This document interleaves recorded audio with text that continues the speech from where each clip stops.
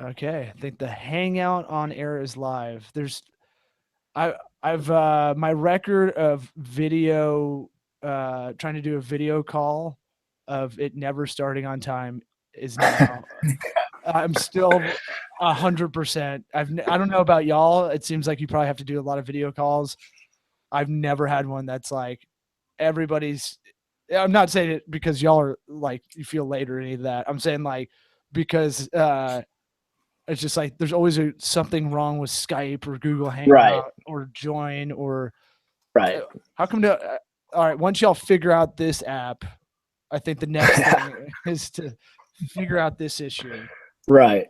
So I guess talk about we got introduced through a buddy of mine, Matt. I don't know how a comedian buddy of mine, and him and I have stayed in touch because I guess we didn't realize this when we were bouncing around LA doing mics and stuff, 7 to 10 years ago. But I guess both of us were really business minded and had no idea because it's not when you're doing stand up, it's all like when you start talking business, some people think you're not really doing any of the art part of it or doing the jokes or whatever. It's like, no, it's just like we're into this, just like you'd be into muscle cars or something. Right.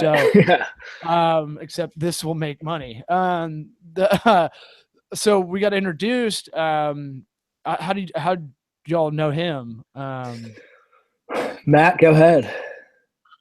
Sure. Yeah. So, Chris Gardner, one of the associates at his firm, is a friend of mine from Evansville, Indiana, the southern tip of Indiana. And basically, I was telling him how we're getting to the point where we're looking into raising a round of funding.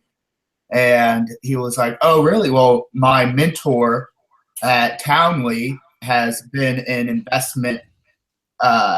investing venture capital and et cetera for X amount of years and has a lot of experience. Would love to connect you guys. And so Noah and I got connected to him and kind of hit it off. And he's really helped us kind of get our ducks aligned for what that funding process looks like. How much we're going to raise and just really some of the rudimentary processes of preparing for it. Yeah.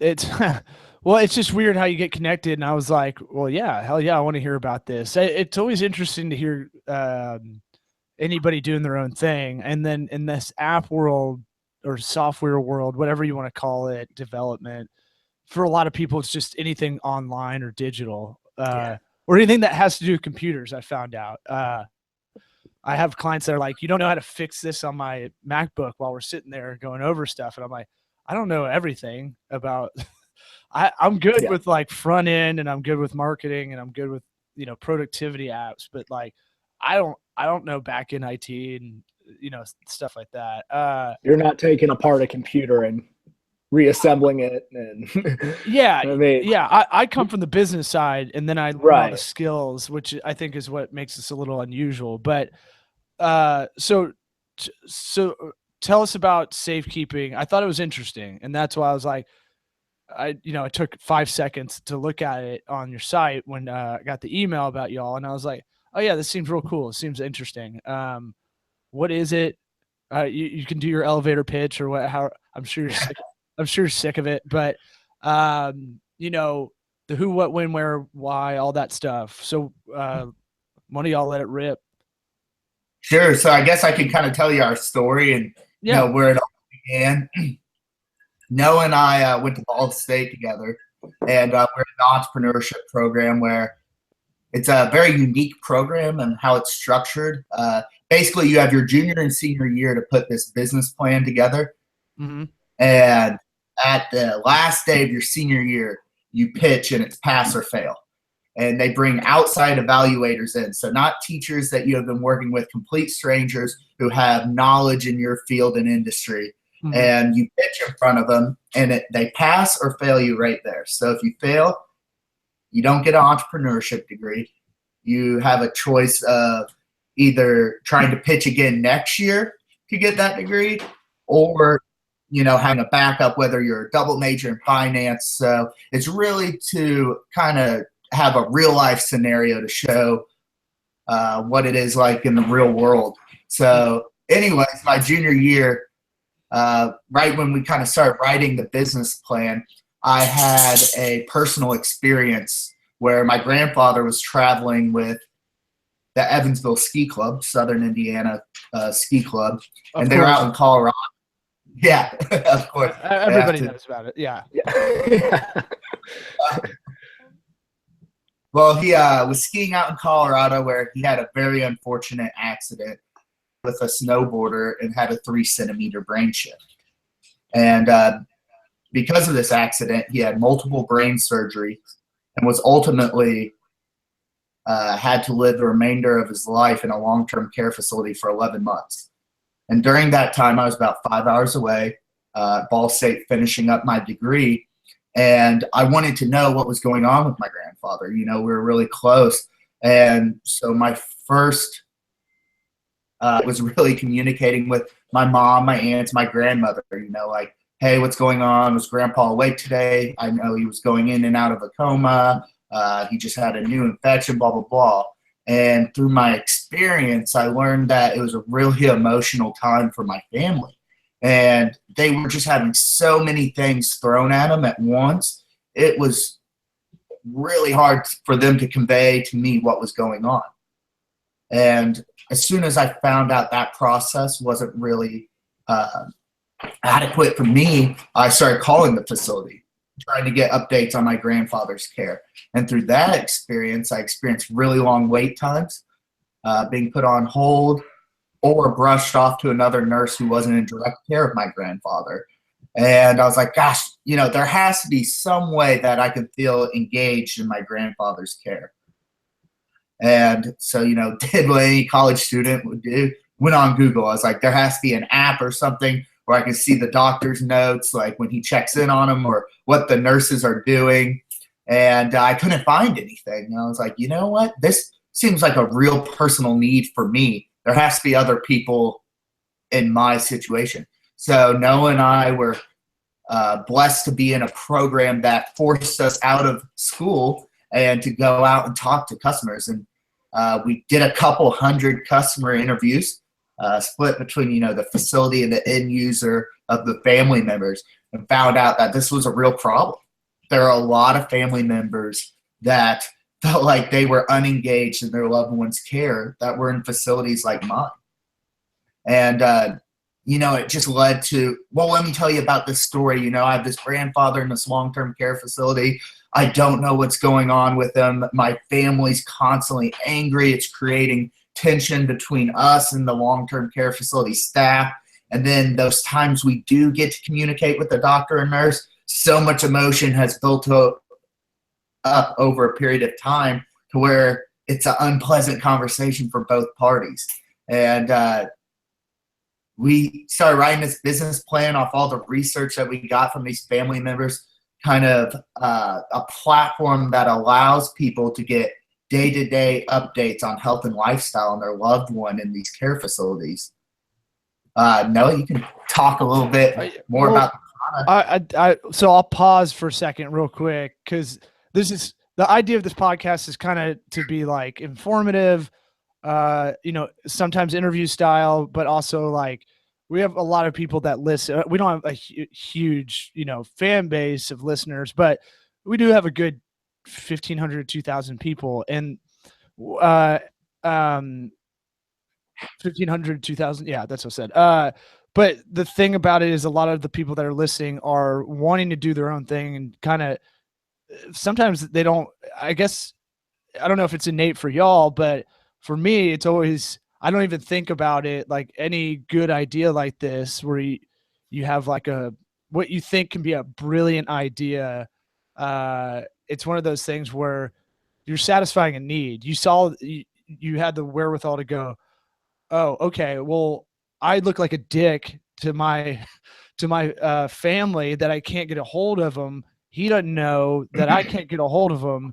And so there's got to be a better way. And then you did the other thing. So I get a lot of people asking me for advice on, like, I have an app idea, and I just stop them and I go, all right, here's the first 2 questions I got for you. Does it exist? And then, are you sure? Because I have people pitching me app ideas and want some advice, like we're at a bar or whatever, or after a stand-up show or something. And like, they'll ask me about it. And then I'll go, okay, well, did you even like look in the app store, or did you like, and you'd be surprised. Like most of them don't. And I'm like, okay. And then if it exists, all right, well, why isn't it working? And if it doesn't exist, what are the barriers to make it happen? So I just wanted to kind of throw that in there. I think a lot of people, when they get started on an idea, are you really feeling a need?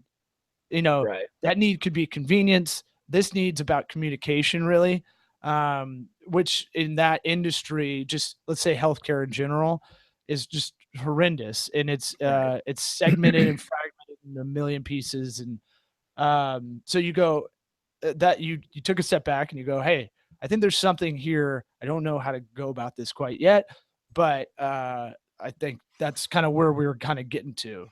Yeah. Okay. Yeah. So, I mean, for me, it definitely, this thing was kind of a passion project, right? I had family members and high emotion, and this immediately to me kind of stuck out like, I need to fix this. And Noah and I actually are not technical people. We don't code. We knew this was going to be a huge challenge at first. And, you talked a little bit about people jumping into building an app, and it's kind of scary, right? Because it just takes so much time and motivation. Like, but one thing Noah and I were blessed with is when we were in school, we kind of looked at each other and we're like, well, should we go do this? And we're like, yeah, I think so. I mean, we've been broke our whole lives. We're college students. Like, what do we got to lose, right? Right. We don't know what it's like to really get a steady paycheck. Right. One advantage we had, coming out of the gate that we kind of talk about a lot. Yeah, I think to your point, Law, is that I think even now after we've been through this whole process, I think one of the scariest things for somebody with a new idea is to like actually get on Google and Google that idea, because like you have this $1 million idea, right? And it's a great idea, but then you think like, I just thought of this, whatever you're doing, you're solving a problem. That's usually how it starts, or how it comes to mind. And then you're like, okay, but there's no way nobody else has thought of this. But then it's even scarier. It's even scarier when you do Google it and nothing comes up, because it's like, oh my God, like, am I actually going to pursue this? And then you have a decision to make. And I think, for us, like Matt just touched on that, the decision was easy. We were fresh out of, or, still in school, had no steady income ever, knew that we had a lot of outside validation, which was important to us. And we had the school to kind of back us and give us advisors and feedback and resources, which goes a really long way. And anytime we talk at a school or anything like that, we always say that we think that, from our experience at least, most college kids don't take full advantage of the resources you have while in school. I mean, you have access to resources that businesses pay hundreds of thousands of dollars a year for, and you have it all for free.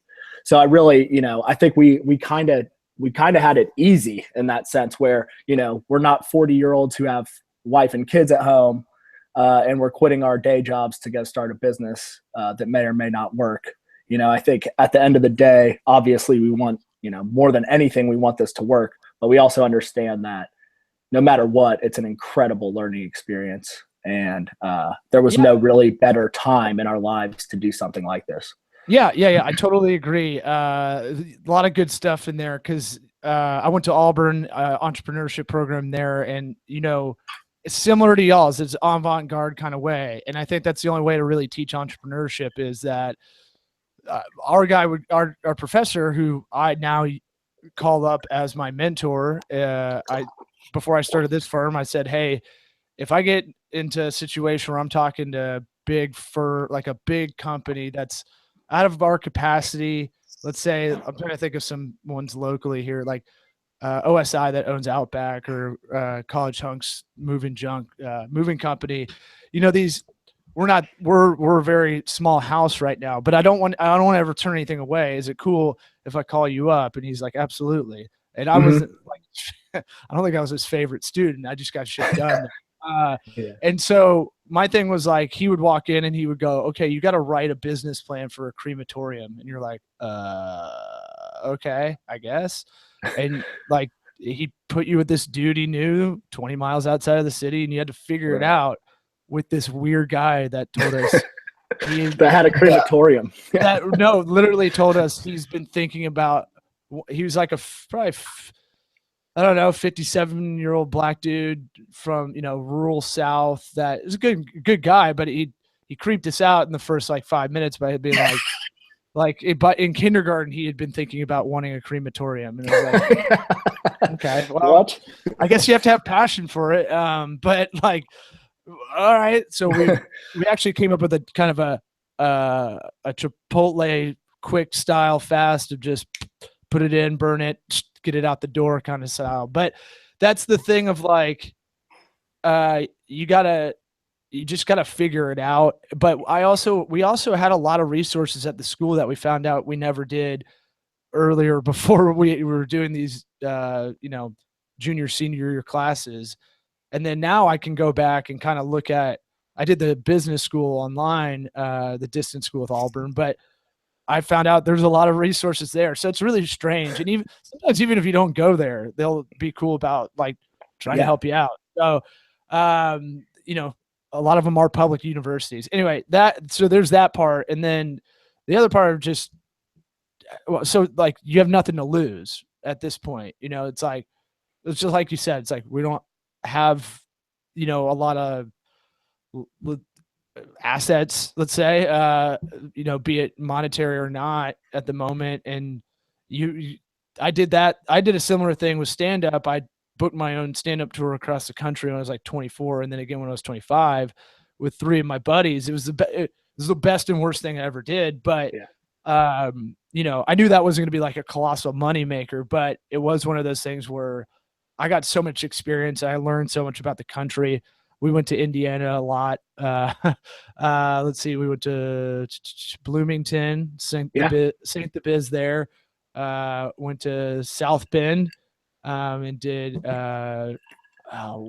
whatever the bar is right next to the stadium.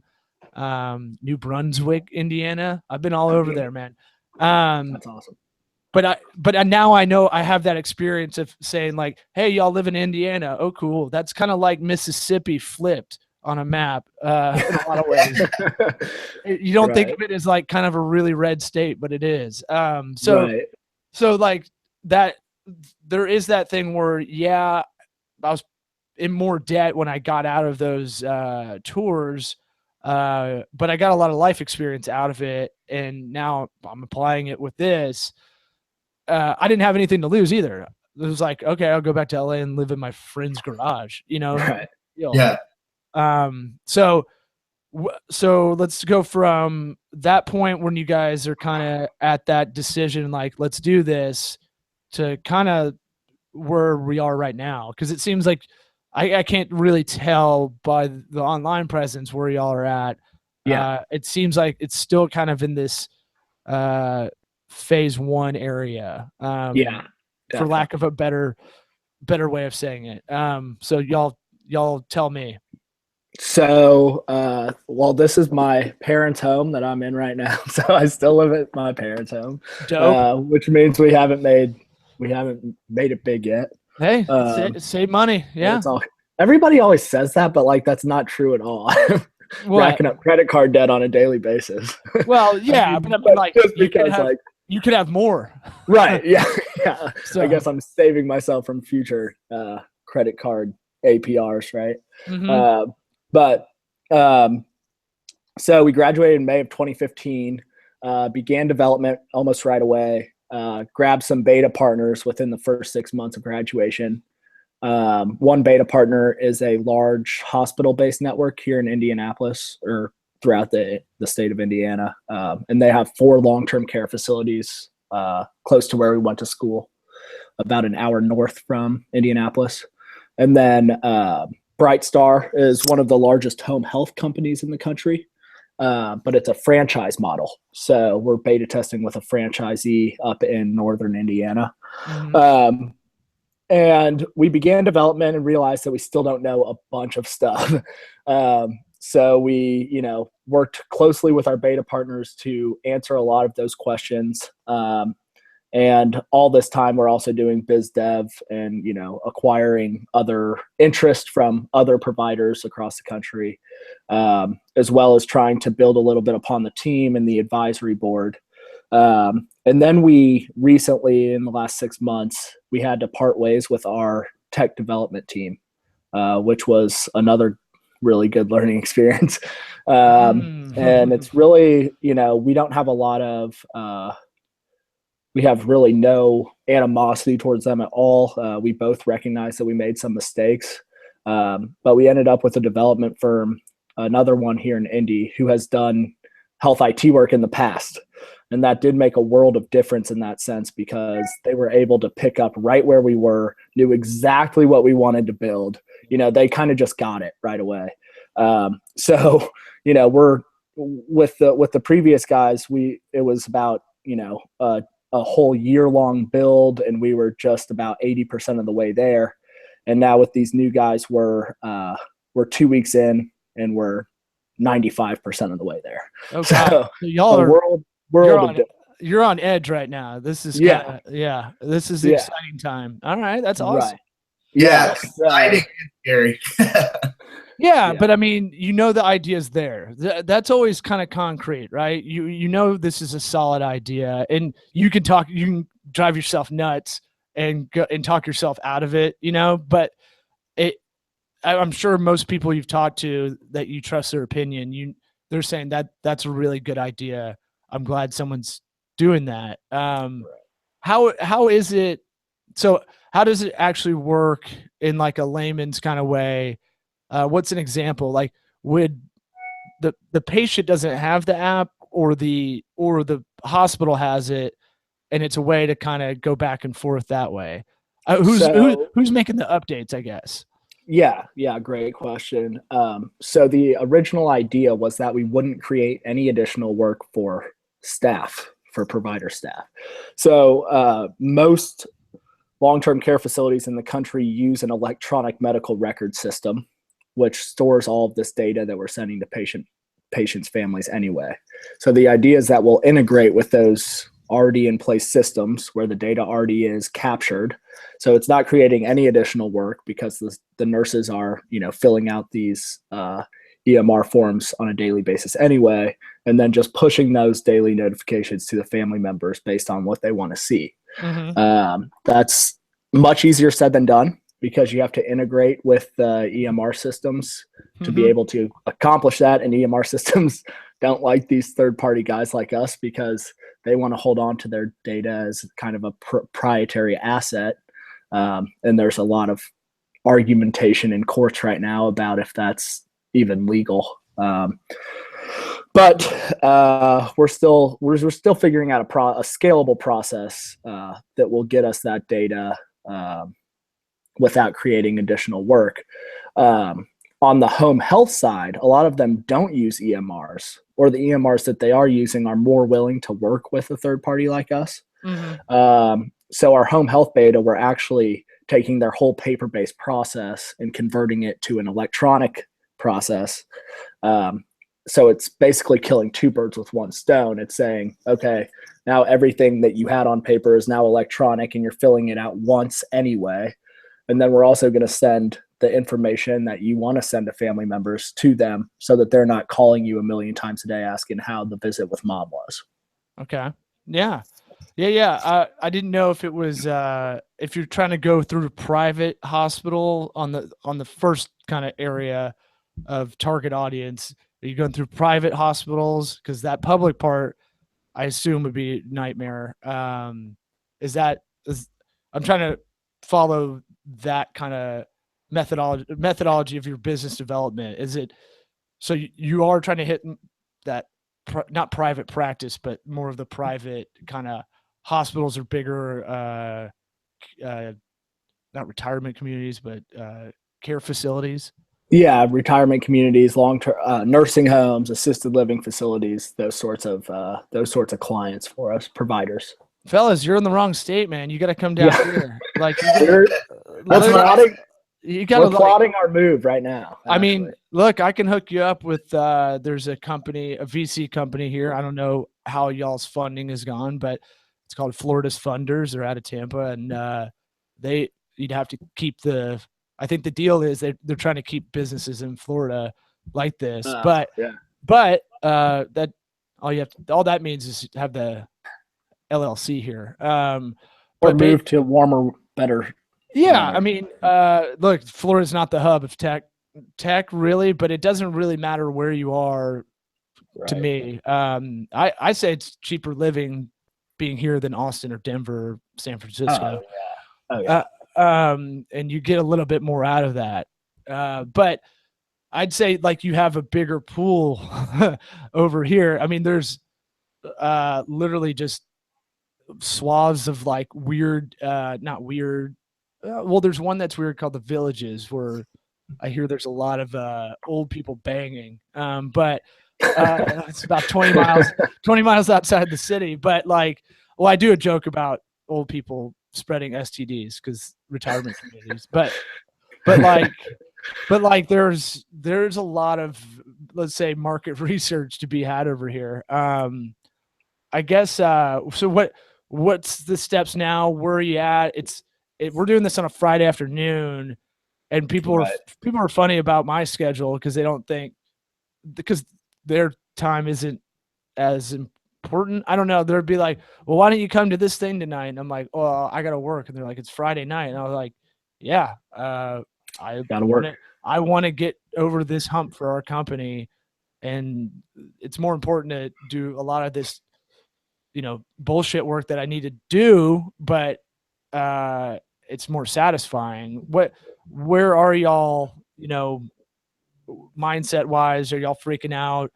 Are you fist fighting each other? It's hard to work with just one other person too. I used to have a partner, and it was it'd be like, sometimes it'd be great, sometimes it's like I got ghosted. I don't know if that's been an issue for y'all. Someone told me 50-50 partnerships don't work. I don't know if I believe it or not. Yeah. But tell me how it's going right now, and kind of what you're thinking going forward. So it's just us two right now, other than the tech firm, which is outsourced, and then advisors. And to be honest, we're good friends as well. And I think in that case, it's actually helped a little bit, in the sense that we're good enough friends that we're open with one another. When we have a problem, we speak up. And we've never had we've never even been close to a disagreement that's been like, well, if we don't get this solved, we're going to dissolve the company. You know what I mean? Or if we don't get this solved, I'm walking away, kind of thing. Yeah. And it's kind of like, I don't know, it's kind of cliche to say that we haven't had many big issues, but that's kind of been the case so far. Obviously, when money starts coming in, that's probably when shit hits the fan from time to time. But and it can work. I didn't mean to make that sound like, hey, here's what's coming around the corner, guys. Like, but it is that thing of like, sometimes you can get so mired in like moving forward. You got to take, I mean, we talked via email. Y'all are going to go to a music festival down here in Florida. Yeah. Obviously, like you're letting your brain breathe, which is something I don't think I did in the beginning of this. So I would just moving forward, just keep moving forward. Yeah. And that's not a good, unless you're like Tom Cruise. I don't think that's a good, good way to kind of live. Like I found out, I can't just be a robot. It's not, it doesn't work well. I think one of the things that we kind of harp on anytime we talk publicly is like that that whole idea of making sure you continue to live a life separate from your business. Mm-hmm. I don't think that we would be able to do this at all if we didn't go out on the weekends from time to time and, go to concerts whenever we can. And, we definitely make an active effort to get away from the stress of business and live our lives. I think that's extremely important. Yeah. It'll help you in a weird way, in the sense that, like, you may discover something in y'all's design on the front end for people at these care facilities, that you may observe something just out at a concert, the way someone uses a different app. You maybe apply that to y'all's software. And so that's how I feel about a lot of stuff. I like to be able to, I have to make myself go take walks and shit without my phone, and like just kind of observe what's going on. Yeah. But let's see. I only got a couple minutes left because I've got a call in a little bit. But I guess any advice? Let's do this. Any advice for, let's say there's kids in college that are listening to this, in that same kind of position y'all were, let's say 2014, 2015. What would you say, other than, if you're out of school, use the school's resources, as far as what y'all fucked up on initially? Everybody fucks up. So yeah. I think focusing initial funds on product is extremely important. That's one thing that we fucked up. Meaning what? What does that mean for, like? Meaning, I know what you mean, but yeah, let's kind of break that down a little bit. We dumped money into marketing expenses, travel expenses for conferences, major expenses like that before we even had a product or proven metrics by any means. And I think that looking back on it, we could have saved money that way. I think we could have saved money on attorney fees by going with a cheaper attorney from the start. Not that our attorney did anything wrong at all, but he charges $400 an hour, and we could have done everything that we did for much cheaper than that. My attorney going to hear this and freak out. Yeah. We could have, we worked out a good startup deal with him too. But still, at the end of the day, we have to pay it back at some point. And, so y'all went out with an idea more than you had something. I think. Go ahead. Oh, sorry. I think the connection went out for a second. I was saying y'all had an idea and you were out there kind of pitching that a little bit more than like being in the garage and just hammering something out that, you're just putting together with what you could do. Well, I do think, one area where we didn't fuck up was we talked to hundreds of customers. So, and that's pretty much free to do, other than whatever the travel expenses are, right? Mm-hmm. And I think that that's one area where we really excelled. And I think that's why the key reason why we won awards and money through Ball State was because while we were there, we talked to so many people and got such great feedback. But then, once we had that feedback, we had a great framework to go ahead and build the product, and we could have just focused on that. I think we could have grabbed some more early adopters or beta testers from the get-go. I think as many as you can get, to a certain degree is beneficial because it gives you a larger base of metrics to work from. But all in all, we've learned from all of these experiences, and I think that because of that, we'll be obviously better moving forward. Yeah. You got anything? Yeah, so I agree with Noah. Definitely, we get right out of college, and all we had was a couple of wireframes that we showed a big hospital in Indiana, and they bought into it right away. So maybe we got a little chip on our shoulder right away, and like, oh, well, we can just go sell this concept, and then execute later. Get enough interest and build that. And also, you got to consider we're two 24-year-olds gathering some of the most sensitive data in the world. So, right. I think not everybody can be Steve Jobs, right, and show just of a computer and it not actually work and go sell it. So that was definitely a learning experience. We thought we were both pretty naturally gifted salesmen, and if we put a decent chunk of money into marketing, we can go get that traction that we need.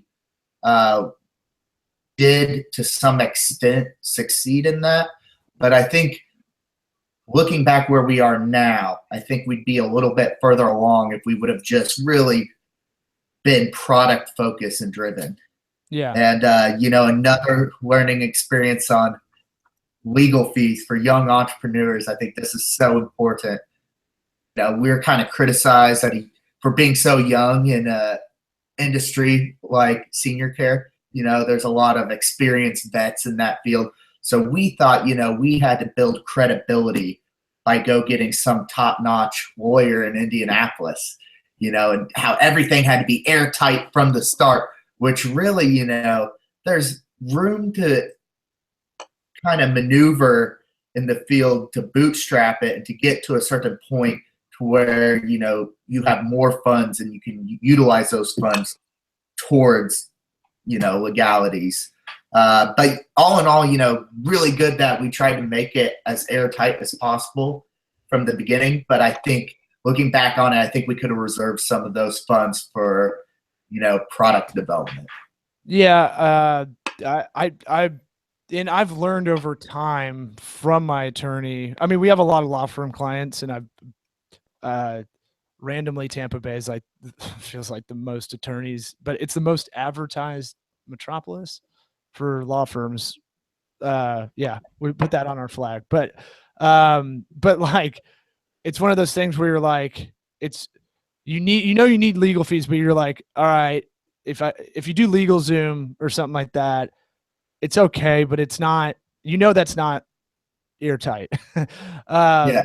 And then when you're trying to make almost a PR splash with a big time attorney, you'll realize, like, unless he's got some skin in the game or something like that, and he is one of those guys that does more than just is an attorney in the area, you might not get the kind of the PR or social capital or whatever out of that. But that is an important thing for a lot of app developers. I have an IP attorney that I work with, and he, we're talking to a lot of his audience is really y'all, people like y'all. It's like, they don't know how messed up they are if they have an app that goes for a while or software that goes for a while and the stuff's not trademarked, copywritten. Like, people just let you go with that sometimes and then wait to sue you. Right. So it's one of those things where you have to kind of be a part-time attorney, like, on your own, before you talk to them, so you're not wasting their time. Same with like my accountant. I'll do as much as I can on my own, get it as organized as I can, then give it to him, so I'm not wasting his time. Exactly. Well, look, guys, when y'all come into Florida, if you somehow make it to Tampa, let me know, and we'll have you in this studio. And then if not, we'll have y'all on again, because I want to hear how this goes, as it goes, man. Yeah, sounds great. This was really fun. Definitely the first time we've ever done a podcast. So we'd love to come check out the operation when we're down there in a couple months. Pop that Definitely. podcast cherry. Yeah. That's right. I'm popping cherries all over the place. I got a quick question for you. Go for it. We didn't know Balaker was a comedian. So you didn't? What's the difference? Shit, I outed him. Oh no. What's the difference in comedic styles between you and Balaker? I'd have to remember. I know I'm a little bit younger than him, so I was pretty green when I was in LA doing stand up, and not a lot of life experience. So my stuff is pretty observational. Like, I did a lot of I still do it, but I like talk about like air mattresses for like 20 minutes. Yeah, right. I kind of get Jerry Seinfeld type humor. Gotcha. Yeah, a little bit. I'm very ranty now. Maybe back then I was closer to like I don't know. It's tough to that's another, like doing your own business. You're constantly like, who am I? What am I? What is our voice? And like, it changes over time, obviously, but like when you're really young in stand up, like I sounded like Ron White too much because I had to slow down like and pause and kind of take my time, or else I'd trip over words, or like, or it just sometimes you take a beat here and it's funnier. I used to like to build the silence a little bit because it made people feel anxious. But you do like if you watch Ron White, he'll do a story, and then it'll be like a 90 seconds setup with little baby jokes on the way, and then it'll just be machine gun, like it'll be punchline and then tag. I love Ron White. Yeah, so don't be afraid of the cheese wheel, right? Right, exactly. Girth. I'm all about girth. I say it's like two skull cans on top of each other. But Matt, I remember he was really smart, almost to the point where you're like, I know I felt like he would be dumbing down his set a little bit, for not to say like he's an elitist when he was up there, but if I got into like R-square confidence, regression charts I learned when I was at a mutual fund company, that doesn't apply to everybody. No one, I can't even explain that in a lot of ways. If y'all got up on stage and started talking about like, oh, well, here's why the JavaScript doesn't work on the website, it's like, who gives a shit? It's like really in the minutia. So I remember he was really smart to the point where I was like I know his favorite was Greg Giraldo, and he has a book coming out with it, and I felt like he was in that kind of wake, like really intelligent, maybe almost too. It became hard for him to. I have this problem a little bit too. Became hard to kind of be concise, or or kind of play it down for everybody. But you never know. The shows I did with him were probably shit if I really looked at it.